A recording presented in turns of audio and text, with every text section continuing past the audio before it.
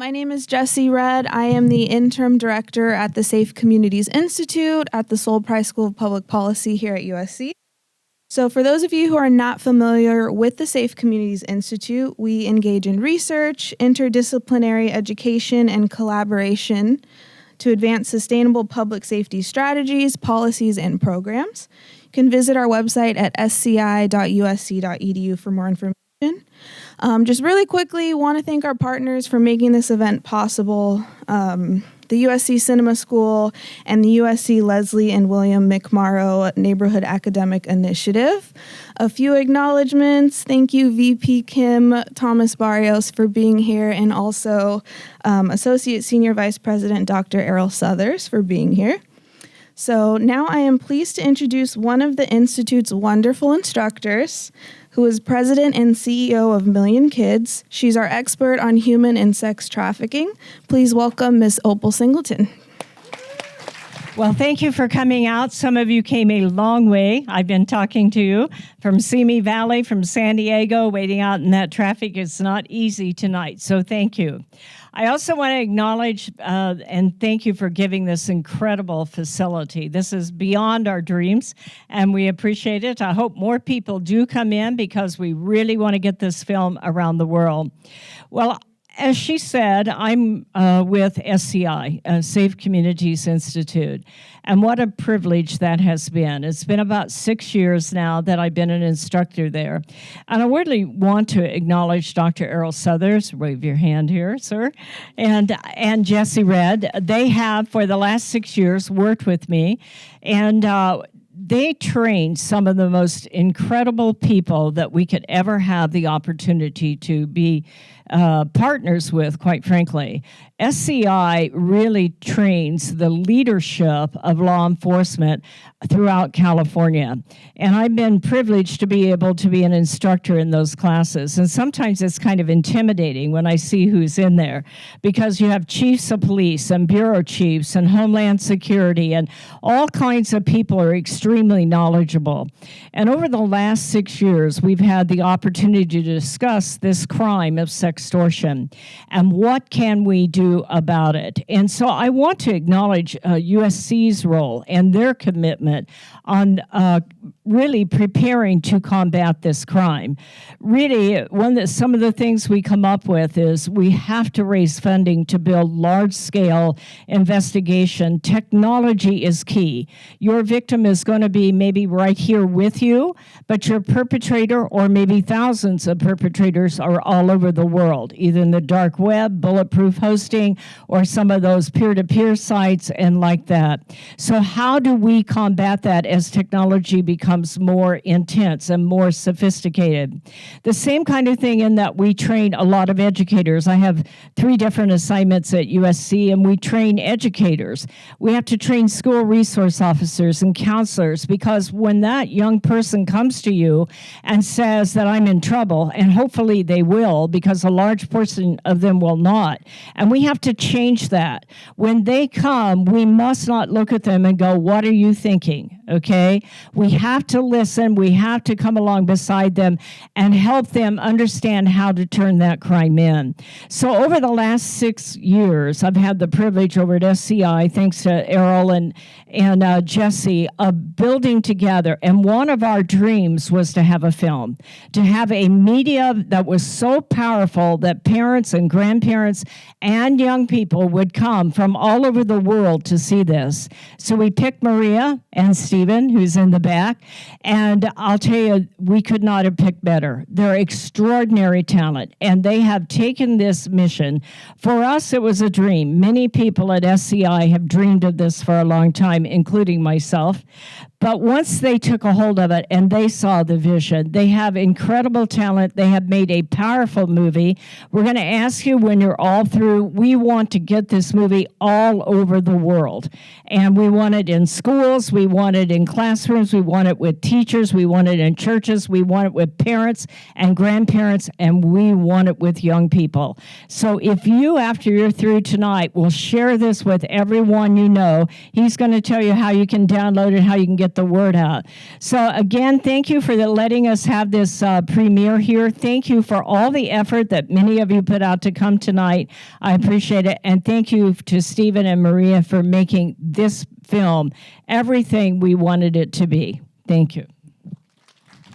My name is Stephen. I'm one of the producers on the film. 2 years ago, I didn't even know that sextortion was a thing. And one of the most honoring things that I get to do in my job is to come into a space that don't know anything about. I call it drinking from a fire hose, and you're learning so much and your brain is hurting, and trying to put together a way to use the power of storytelling and the power specifically of the documentary to impact change. So as a parent, Maria and myself, we have 14 and 11-year-old girls, and when we found that the 10 to 15-year-old age range is the most at-risk group, we knew that we had to make this film. There's 50 documentaries on human trafficking and nothing on sextortion, nothing on online enticement. And so we're so honored to be here with you. Thank you so much. We've got a rock star panel with some people from the movie.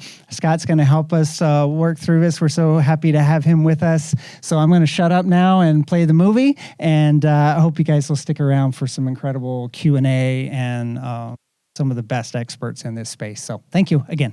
I'll be moderating tonight's conversation for Sextortion, the Hidden Pandemic. What did you think of the film? Yes, that's your cue. I'd like to bring to the stage for this conversation, starting with the president and CEO of Million Kids, Opal Singleton. Opal, come on down. Next, Lauren Coffrin. She is the executive director of the National Center for Missing and Exploited Children. Next, you saw him in the film, Special Agent for Homeland Security, Child Exploitation, Paul Wolpert. And please welcome to the stage producer Stephen Peak and director Maria Peak. Okay, so first question is for Stephen and Maria. How did this come about, and why was it so personal? And what was your original vision for this film? Let's start with you, Maria. So we heard about online crimes against children back in December of 2019. Stephen started talking to Opal and Million Kids about the crimes that were happening in Southern California. And then they were talking about following potentially an anti-human trafficking task force. And at that point, we didn't understand the difference between sextortion and human trafficking. And I think it's the case to everybody. All of us, if you are not familiar with these crimes, you sometimes don't understand the nuances of these crimes. And then all of us know what happened in March 2020, right? What could possibly go wrong? Yeah. COVID hit. So we had to rethink the film. We had to stay on East Coast. Nobody was vaccinated, and we weren't able to travel. So we had to think about and do a lot of research. What is really happening online to children, and how is it happening? Stephen did a lot of research on human trafficking, and he found 50 documentaries on human trafficking, and there was nothing on sextortion. We had several friends in the DA's office who said, there was this crazy case of a Top Gun pilot. You should look into this. It reads like a thriller. So we looked into it, and we were shocked. And then we started looking into the numbers that National Center for Missing and Exploited Children was putting out, and realized that the difference between trafficking and sextortion is close to 1,000%. And then got inspired by this case, and Department of Justice and Homeland Security were gracious enough to disclose it for us. And that's when we partnered with Homeland Security and NCMEC and broke down the case. And the inspiration for us personally was, we are parents. At that time, 9-year-old and 12-year-old daughters. Now they're 11 and 14. And, when you first face this kind of crime, you have a natural aversion to it. But then you realize, oh my gosh, this could be happening. Well, at first we thought thousands. Now we know it's millions of children. So what is our responsibility as a filmmakers? Our responsibility is to investigate it and maybe to show it to people in the best kind of way, that it's not exploitive but educational. Mm-hmm. So that's how this film basically came about. So, Stephen, I want to get your take on this too, particularly when it comes to making a film that, like you said, Maria, was not exploitive, but that was responsible. Yeah, I think one of the things that we're most passionate about right now is the fact that documentaries can act like empathy machines. And the power of the documentary, the power of storytelling to illuminate something that maybe we don't know, we don't understand, we're quick to judge. Why would you do that? Why would you send that picture? And so to be able to spend 90 minutes and understanding it from a victim's perspective, from law enforcement perspective, it helps you to change hearts and minds, really. And so that's kind of where we wanted to do. And so trying to be responsible and using the power of film to change the world. Mm-hmm. And so we're very much spending a lot of time now saying, how can we use this storytelling to take on some of the biggest issues that we're facing in society? Absolutely. Absolutely. Paul, I would love to hear more about how you got involved, how the filmmakers earned the trust of the Department of Homeland Security. So I got a call, it was probably July of 2020, so right there in the middle of COVID, from my AUSA, Beth, and she's like, hey, these people are going to probably give you a call. They want to talk to you about the Harris case. And there's nothing more that I like doing better than talking about how much of an a-hole Dan Harris is. So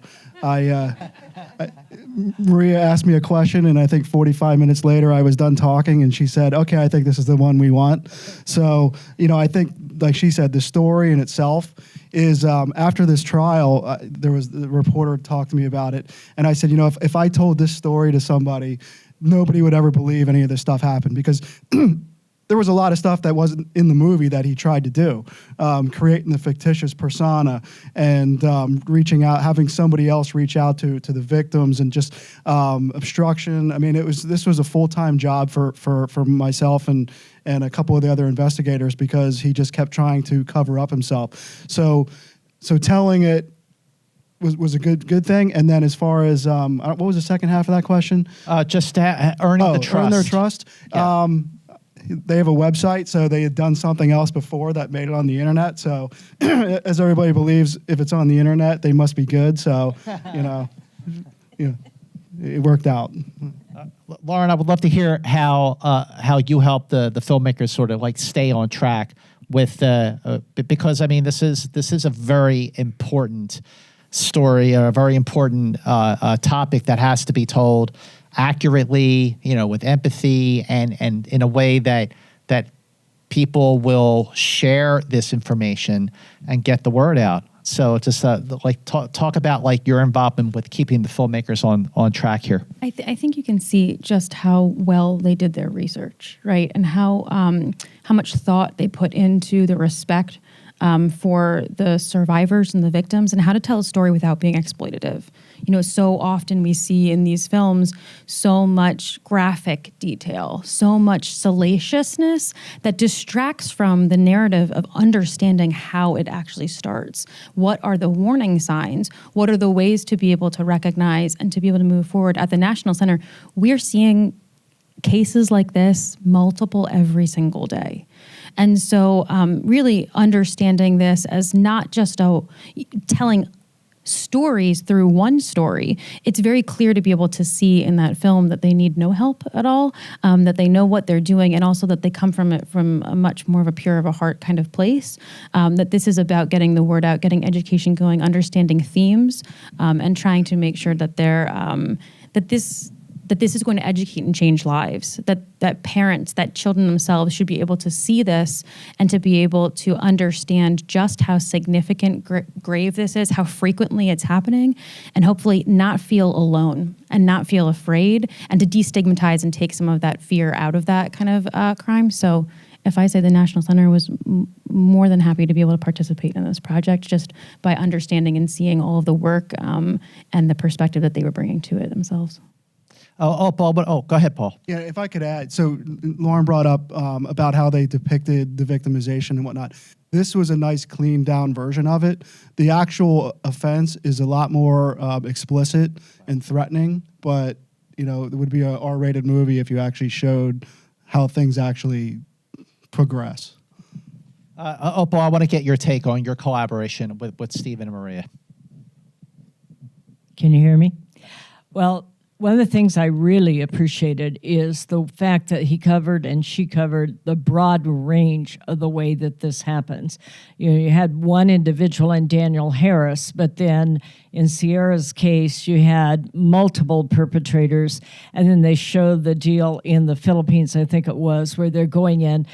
This is one of the reasons why the timing of this movie is so important and why we need you all to share it. Our kids don't realize who they're talking to, and in many cases, because technology is coming together, because technology is becoming very sophisticated, and third world countries are getting technology, they're setting up telemarketing centers where they actually have quotas where they're going in to seduce our kids. And so we have to have a vehicle like this film where our kids understand this is the real deal. When you go online, you can't just imagine people you want to see. You have to acknowledge all those other people out there. And I thought the timing of it coming out is good, but the broad way that they covered the various kinds of ways this takes place, that's not easy to do in one story. So I thought they got that down good. I'm proud of them. Yeah, I got to say, so hearing Paul talk about just how the Harris case was much more involved, how did you each, but the both of you, sort of like toe the line with how much detail you were going to give and how much you were just going to just be like, okay, I think we could make the point without getting to, like you said, Paul, R-rated here? As I was editing and re-editing this film, I played a lot of tennis for mental health reasons. But honestly, I'm a mom, and I was thinking about other moms and other parents that are going to be watching this film. And I wanted the friends of my daughters to be able to see this film. So how do you do toe the line, but you also kind of do that internal check almost daily, and you kind of check your heart. Is it too much? Do we need to give this information? We're trying to keep the attention, but we are also trying to educate. And educate was always in the front of my mind, keeping the attention and making it more like a thriller-like educational documentary. So it was like blending of the genres. But yeah, I definitely always had to check my heart. And I never had that. One of the streamers that we pitched this film early on asked me these questions that made me really aware that we should never go there. They kept asking me the same question over and over. What does he do to the girls? Can you go into details? What does he do to the girls? Can you write it in a script? And then we basically never send them the script because we realized this is not where we want to go. They want to hear this for, entertainment purposes, but that's not the film we're going to be making. Right, so they wanted something more salacious. Absolutely, yeah. So during the early stages of prepping for the film, like what were the steps you took for preparation for research? And what were some of the bigger surprises that came out of that prep and research, Stephen? Yeah, I mean, I mentioned earlier that I always try to do a little bit of homework before we take on a project and make sure that there's something new that we can bring to it. So in looking at the body of work that was out there, I assumed that I would find some documentaries that had been made on this subject. Instead, I only found trafficking docs. And so people know so much about human trafficking, but in speaking with our partners at the National Center and at Homeland, they are like, it's 1,000x online versus trafficking. And so I was shocked that there were 50 docs on trafficking and nothing on sextortion. And so I think that was kind of the impetus for us to say we have to do this. That's the first thing that comes to mind. I see probably 350 movies a year, and I'm not complaining. But I too, I'm like, why have I never seen a film about sexploitation? This is insane that nothing like this has been done. So bravo to bringing this out. And Paul, we were talking outside, and the thing that struck me when I was watching this movie is how easily this happened to these teens, and how technology is changing so much faster than we are able to keep up with it, keep up with the level of protection for teens so this doesn't happen. So the question, Paul, the question for everyone on this panel is what can be done? What steps can be taken? How to hold big tech companies like Facebook and so on accountable for stuff like this. Paul, I'm taking this to you to start. So from a law enforcement aspect, I don't like tech very much. Tech companies, love tech, but the volume of information that gets collected by them and then doesn't get turned over to us when something like this happens. And just for instance, they do report. So I'm not saying they don't report. Whether they're required to or not, they still do it. But the problem is, and Lauren can probably speak to this, is everything goes to NCMEC. They're our clearinghouse. Well, because the volume is so much at NCMEC, it might be 3-4 months before they actually get through to that report. So these companies will retain things for 30, 60, 90 days and then get rid of it. Well, if 4 months go by before law enforcement's even notified about it, all that information is gone. So, from a law enforcement standpoint, they need to hold on until law enforcement gets it. I'm very good at spending other people's money. So if Google can pony up that money and Facebook, I'm all for it. But going back to the technology, I've been working child exploitation over 18 years. Back starting out, it was delivering VHS tapes in the mail. To now, it's these texting apps, and we only know about apps that are really popular when we start getting all those reports from law enforcement or from parents to law enforcement to say, hey, this is happening. So we just can't keep up. This was a Skype case. Snapchat is the big thing right now. Instagram. They're the biggest ones. Facebook was around for a while. There's a nice wave. It just keeps on going to different methods. So we can only play whack-a-mole so much that we just kind of have to stick with it. So with the chatting apps now, the encryption ones that are coming out make life for us worse, because the way encrypted apps work is if so-and-so uses, and I'll tell you, WhatsApp and Telegram are the biggest ones. If she sends me a text on Telegram or WhatsApp, only us have the keys to look at what's happening. There is no middleman. We can't go to Telegram. We can't go to WhatsApp and say, hey, what is this content that's going back and forth? So that's a real big problem for us, just because it makes things harder, and it also, we don't have the evidence.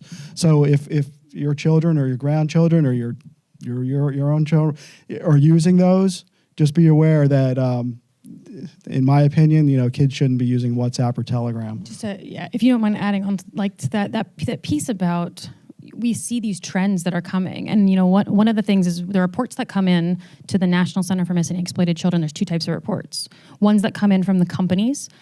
So your TikToks, your Snapchats, your Instagrams, your WhatsApps, who they are required by U.S. law to make reports if they find child sexual abuse material on their platforms. But note, I said if they find.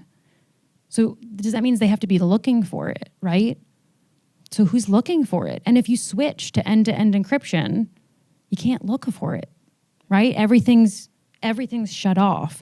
And so what we're seeing is this real push-pull in just communities today about this idea of, no, my privacy, and then child protection, and they're not mutually exclusive, right? Like, I think that's the strange dynamic that's coming at play, as though it's a versus. It's an and, not an or. It's an and, not an or. You can have child protection and you can have privacy, but there's the right ways to be able to do it. And some of it is making sure that the companies are doing safety by design. I don't think that a lot of these tech startups that come up start thinking about, I'm creating this brand new, awesome, fantastic app, and pedophiles are going to use it at some point, right? Like, nobody starts a company thinking, well, how is this going to go poorly? Yes, I'm sure they do risk analyses, but you've got to have trust and safety established from the very beginning and understanding what those parts are. And we as a culture have to also start expecting that, right? We see companies try to roll out practices. Apple's one of the biggest ones in the example of they put together a couple different safety features that were going to go. They were ready to roll out, and then all of a sudden, whoop, heck no. There was a lot of blowback of what does this mean? Are they looking into our stuff? And so they reneged. And so they didn't roll that out. So again, as a community and as a country, as a world, what are we saying? What messages are we saying? And what standards are we going to have? I think when we start coming down to that, like, yeah, this is great to see a movie. And then it's like, oh my God, how many of you are sitting here right now like, okay, what do I do? What's the next steps? And it can be scary, but the biggest tool that you have is both the easiest and the hardest. And that's communication, right? Like talking to your kids about some of this. There's monitoring apps, there's things that you can do, there's tools, but there's things that are built into your phones already to monitor screen time, to see which apps are being used the most often. So being able to make sure and to go home and say, hey, I saw this movie and it scared the living poop out of me. And to start talking to the kids in your life to say, has anything ever happened like this to any of your friends? Wink, wink. Or you, is the start to say, let's put this on the table and start talking about it. And you'd be surprised what kinds of conversations are probably going to come out of your kids who say, well, maybe not me, but I know someone. Mm-hmm. And then it starts leading into that, okay, well, what are you going to do if it is you? It's not an if sometimes, it's a when, right? So the idea of making sure that you're talking about what those next steps are that you take is some of what you can do and where we can kind of start going so that there's a threefold approach, right? You hold tech accountable, you hold yourselves accountable, you have communication and conversations, and then we just kind of start working with our children to be able to kind of harden them a little bit as targets and make them savvier, so. And I'm going to jump in and really quickly. How many of you have seen Encanto? The Disney movie Encanto. Remember the song, let's not talk about Bruno, no, no, no. So that's like my adapted line for this film. We're going to talk about Bruno until everybody's blue in the face. We're going to bring this into the conversation, and we're going to, bring it out of the darkness into the light and talk to our kids, talk to their friends, invite their, parents, other parents to watch the film and, start talking about this and taking it away from it being taboo to something that is a common danger. We give our children driver's license and we're teaching them to drive for like a year, but we release them online and nobody has given them internet driver's license. They just kind of stumbling their way through the dark. They don't know. They're not stupid. It's just that they're children. They're naive. They're developing. They're not fully formed adults with fully formed brains. So we just got to cut them a break. They can't predict what can possibly happen to them. We have to predict it for them. We have to educate them and enable them to tell their friends, this can happen. Be careful. Don't talk to this person. Don't give them all the information. Don't tell them what school you go to. You don't know who this person is. How do you check who this person is? So we're going to talk about Bruno. That's my new line. Paul, you were going to say something.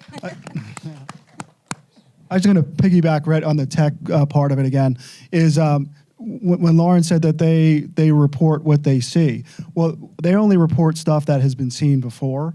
So law enforcement has registered it. It's in a list. So it's based on a hash list. We're not going to get into that. But it's stuff they've seen. So if somebody has 100 files, but only one of them is seen and gets reported, that's 99 other ones there that we don't know what they are or possibly could be.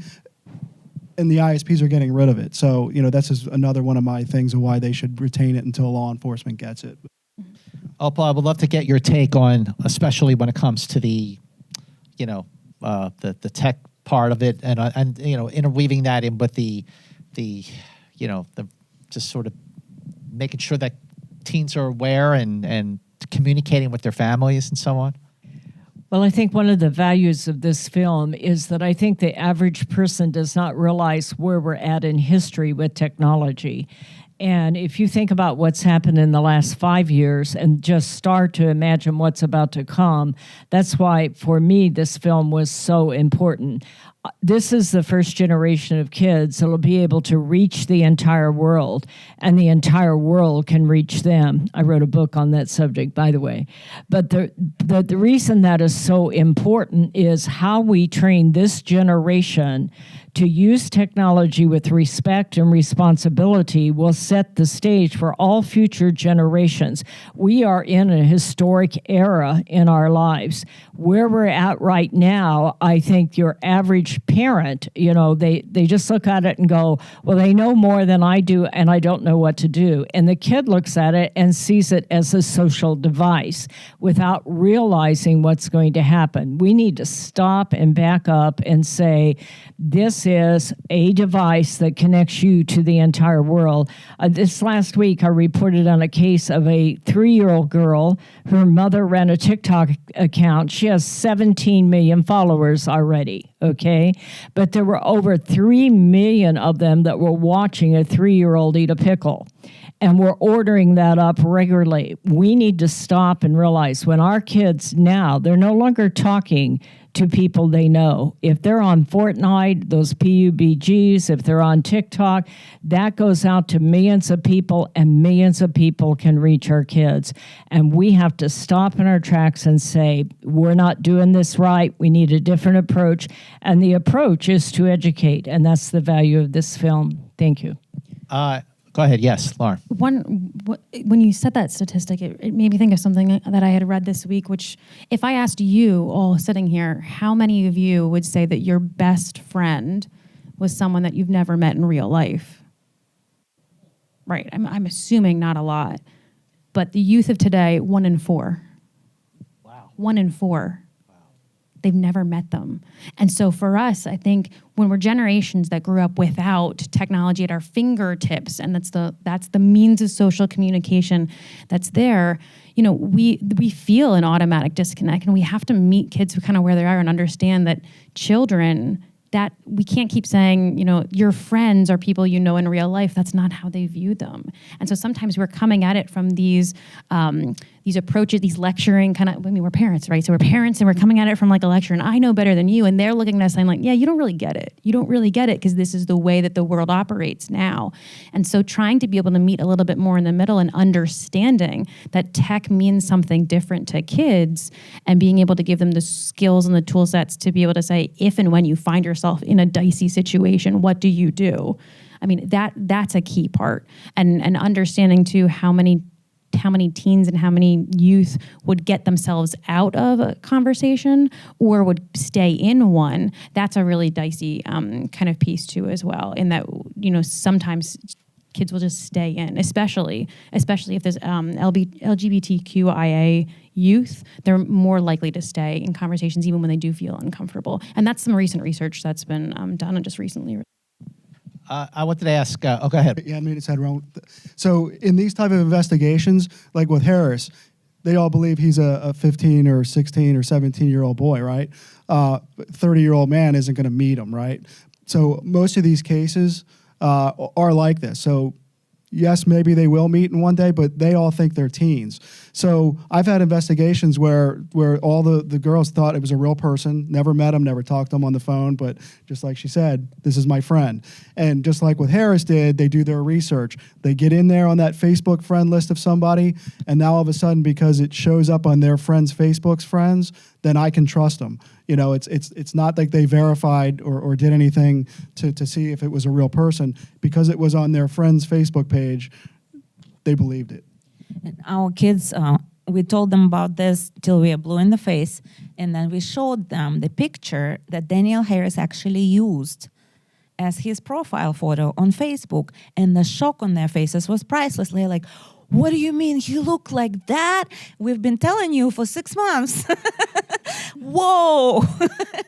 So it only kind of clicks when you show real life cases, unfortunately, and what can really happen. They really connect to the stories of the victims when somebody is their age telling them what can happen. They seem to listen more. Yeah.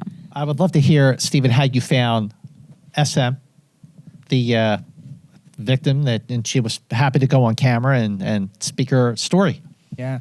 So I was, Maria and Paul actually worked most with that, so I'll let them piggyback on. But one of the things that I was most concerned about, we obviously wanted to be incredibly careful not to re-traumatize, re-victimize. That was very front and center for us.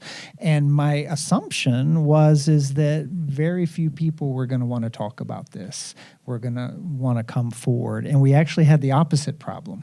We actually had more people that wanted to talk about it than actually could. And we realized that secrecy and silence is how the perpetrators keep their victims under their control. Sure. And if we can allow these people to bravely tell their stories, they can take their power back, and it no longer lives in the darkness. And so that was actually an amazing thing, where Maria was actually, reaching out to the folks that Paul had, connected us with to choose which story. And maybe you can talk a little bit about why.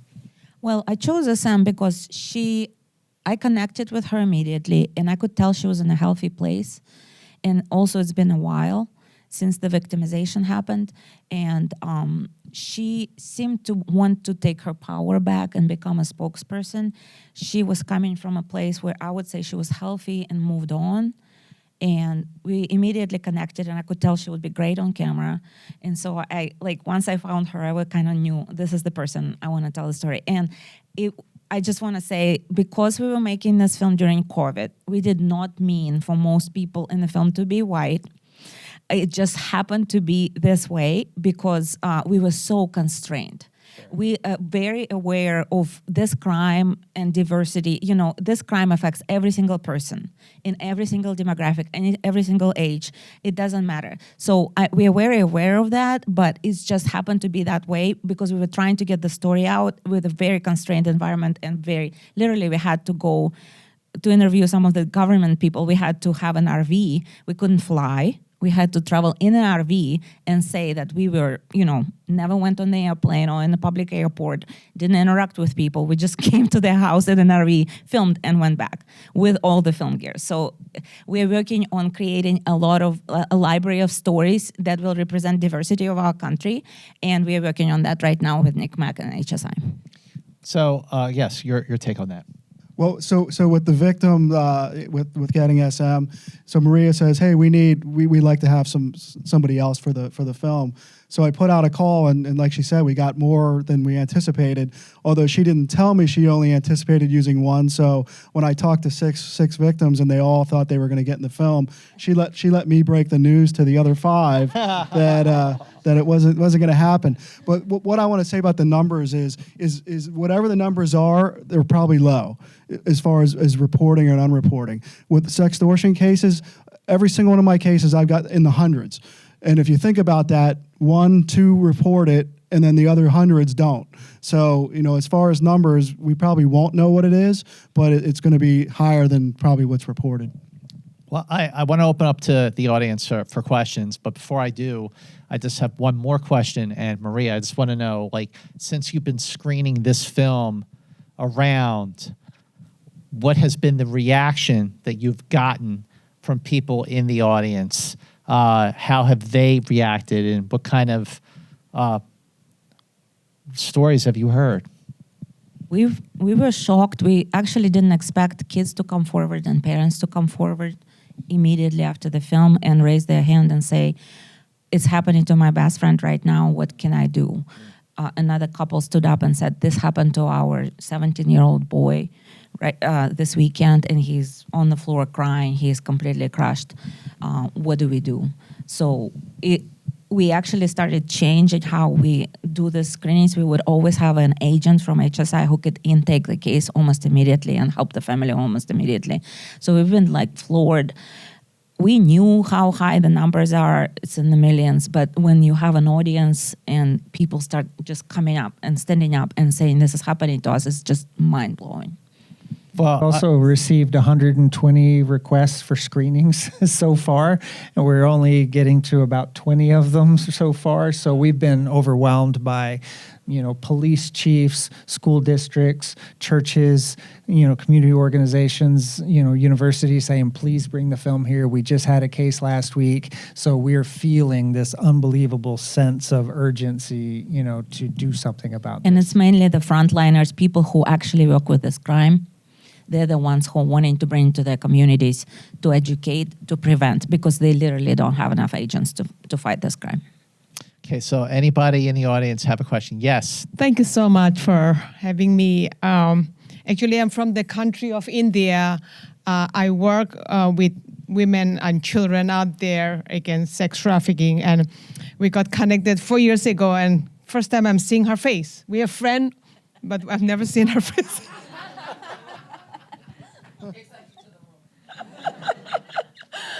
So the first question I asked Obel was that, how can we make this movie into different language? Because the country that I work is quite a lot. They don't understand or speak the same language. So that's one of the first things that I asked her. And she said that, okay, you can get connected. And so how we can get into other languages, like India, Nepal, Bangladesh, Thailand is in a big way I work there. And then the second thing is, I live in San Diego, and it's crazy if I say that. I go into the strip club in San Diego, and there's so many kids. They're supposed to be 18 to be in the strip club, but I've seen almost like 40% of the girls that are in the strip club are below 18 years old, because I have a 14-year-old daughter, and I know how that 14-year-old girl looked like. So that's how we work with. So I really want this movie to show, and then by profession, my husband and me, we are a pastor of a church. So I really want this movie to be shown to the school, to the churches, and I go to schools and I do give lecture. But I don't have this. So if I have this, I just have to show them. I don't have to speak. In the schools in San Diego, in the county. So I'm so thankful for this that has come up. So my main concern is, how can we make this into other languages? Thank you so much.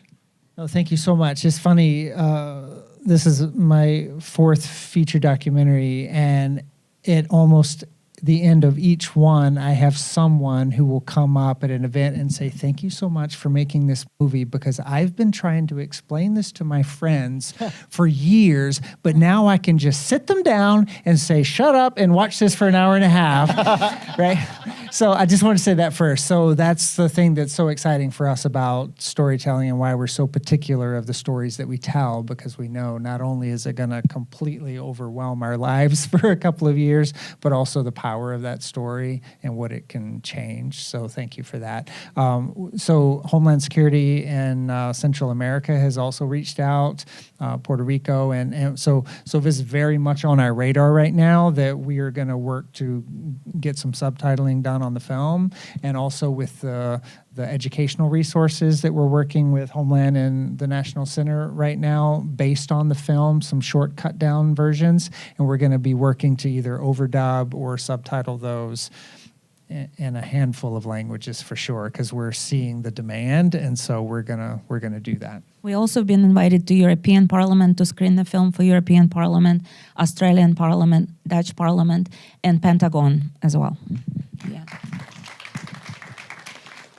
Right here, one more, and then everyone will be available after the screening. So let's take one more question from you. Yes. So the question was, in case anyone didn't hear, what are the relationship between numbers between human trafficking or child sex trafficking and sextortion?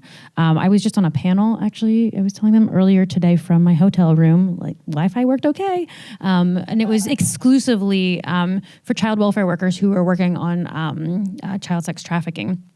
And when they did a kind of a straw poll of where is recruitment happening for children, it's happening online. It's all happening online. And so what we're seeing, the same platforms that are being used for recruitment for child sex trafficking, the ones that are coming up, Instagram, Snapchat, they're mentioning things like TikTok. There are all these main platforms that we hear our kids talking about every single day, because that's where people are going to. It's not the opposite way. Kids aren't going to be exploited. Kids are here. So the extortionists and the traffickers are going there to meet them. So we know that the sexualized conversation is the first start and the first in. The compliments about people's looks, the ability to be able to build them up and then break them down. If I tell you, there's a lot of times that these cases are actually leading into trafficking. So what we're trying to be able to say is, like, it's not mutually exclusive, right? And there isn't, just one victimization. There's poly-victimization that's happening across. So really, it's kind of more of like I think not like a pendulum, I guess more like a continuum. There's a continuum and there's a kind of a range that occurs on. But Opal, if you want to give more. Yeah, let me jump in here too. I've kind of followed this. I don't think there's any numbers out there. We know at least 80% of sex trafficking victims were previously sexually violated, and this is just in many ways it's becoming a super highway for future sex trafficking victims. But your point is well taken, and one of the things I want to say is that if you are sextorted, it will change your life forever. I often say that sex is the only bodily function connected to the soul. And if you start out your life, and we're putting our kids on prepubescent, if you start out your sex life with an experience that damages your soul, it is going to change how you look at things for the future. And this is the reason why some of the work we've done here at USC to educate teachers and counselors and pastors and priests and people like that, we have to develop an entire group of counselors that can counsel families and can counsel victims for that. And I'll just take it a step farther. One of the things that we're seeing lately, and especially with young men, is a very quick decision for suicide because they're getting caught up in these things and they want money, $3,500, $5,000, and these groups out overseas are ruthless, and they'll say, well, you might as well kill yourself, or the kid will say, I'm going to kill myself, and they say, go ahead. And, we have to get in front of that as a society. If we're going to put our children out there where they might encounter that, we need to sit down with them before they ever go online and understand to them how sextortion works. And if this starts to happen to you, come to me and ask for help. I will listen and we will get help. But this crime is literally changing our society with the most precious and important people, and that is our young people. So we have to get out in front of that, and that's some of the work that we've done at USC, at the Safe Communities Institute with a lot of the people we train. We got one more question right there. Yes. Going back to just the issue of what we can do, are there currently any bills, federal or international or otherwise, that as the film continues to roll out and the screenings continue to happen, that we here or any just advocates of the work can also amplify, so that as we share the project and share the film with just our friends and our networks, we can also turn their attention to and say, hey, call your representative, call this international body. Is there any initiative currently underway that we can amplify that would just help advance the work? These efforts are beginning now.